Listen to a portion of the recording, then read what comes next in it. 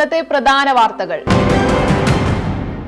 പരസ്യ പ്രസ്താവന പാടില്ലെന്ന പാർട്ടി നിർദ്ദേശം ലംഘിച്ചുകൊണ്ട് നടത്തിയ വാർത്താ സമ്മേളനത്തിൽ മുഖ്യമന്ത്രിക്കും പാർട്ടിക്കുമെതിരെ തുറന്നടിച്ച് PV Anwar MLA. ADGP Ajith Kumar എഴുതിക്കൊടുത്ത തിരക്കഥയാണ് മുഖ്യമന്ത്രി മാധ്യമങ്ങൾക്ക് മുമ്പിൽ വായിച്ചതെന്നും അൻവർ വിമർശിച്ചു. മുഖ്യമന്ത്രി പിണറായി വിജയന്റെ പൊളിറ്റിക്കൽ സെക്രട്ടറി P ശശിക്കെതിരെയും ക്രമസമാധാന ചുമതലയുള്ള ADGP MR അജിത് കുമാറിനെതിരെയും പൊതുതാൽപര്യ ഹർജി. തിരുവനന്തപുരം വിജിലൻസ് കോടതിയിലാണ് പൊതുതാൽപര്യ ഹർജി സമർപ്പിച്ചിരിക്കുന്നത്. ഇരുവരും അനധികൃതമായി സ്വത്ത് സമ്പാദിച്ചെന്ന് ഹർജിയിൽ ആരോപിക്കുന്നു. അർജുന്റെ ലോറിയുടെ ക്യാബിനിൽ നിന്ന് മൊബൈൽ ഫോണുകൾ ഉൾപ്പെടെയുള്ള സാധനങ്ങൾ വീണ്ടെടുത്തു. കുഞ്ഞിന്റെ കളിപ്പാട്ട ലോറി അർജുൻ ഉപയോഗിച്ചിരുന്ന 2 മൊബൈൽ ഫോണുകൾ, വാച്ച്, ബാഗ്, പാത്രങ്ങൾ, വസ്ത്രങ്ങൾ എന്നിവയെല്ലാം ക്യാബിനിൽ നിന്ന് കിട്ടി. ക്യാബിനിൽ നിന്ന് ലഭിച്ച സാധനങ്ങൾ അർജുന്റെ ബന്ധുക്കൾ തിരിച്ചറിഞ്ഞിട്ടുണ്ട്.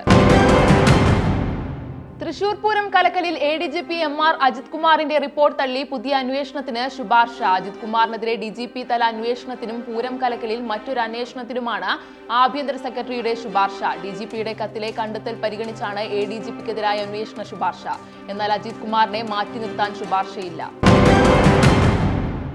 മുഖ്യമന്ത്രിയുടെ ഓഫീസിലെ ഉപജാപക സംഘം സംസ്ഥാനത്തെ പോലീസ് സംവിധാനം തകർത്തതിന്റെ പരിണിത ഫലമാണ് ഇപ്പോൾ അനുഭവിക്കുന്നതെന്ന് VD സതീശൻ. DGP പറഞ്ഞാൽ ADGPക്കും IG-മാരും DIG-മാരും പറഞ്ഞാൽ SP-മാരും അനുസരിക്കുന്നില്ല.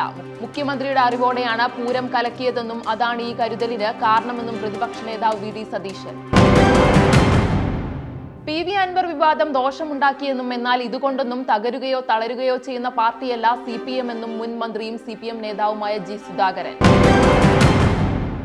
നിലമ്പൂരിലെ LDF പ്രവർത്തകരെ നിരാശരാക്കുന്ന ഒരു വാക്കുപോലും തന്നിൽ നിന്നുണ്ടാകില്ലെന്ന് ഇടത് MLA PV അൻവർ. ചില പുഴുക്കളോട് മാത്രമേ എതിർപ്പുള്ളൂ, പാർട്ടിയോടോ സഖാക്കളോടോ അതുണ്ടാകില്ലെന്നും അൻവർ തന്റെ ഫേസ്ബുക്ക് പോസ്റ്റിലൂടെ വ്യക്തമാക്കി.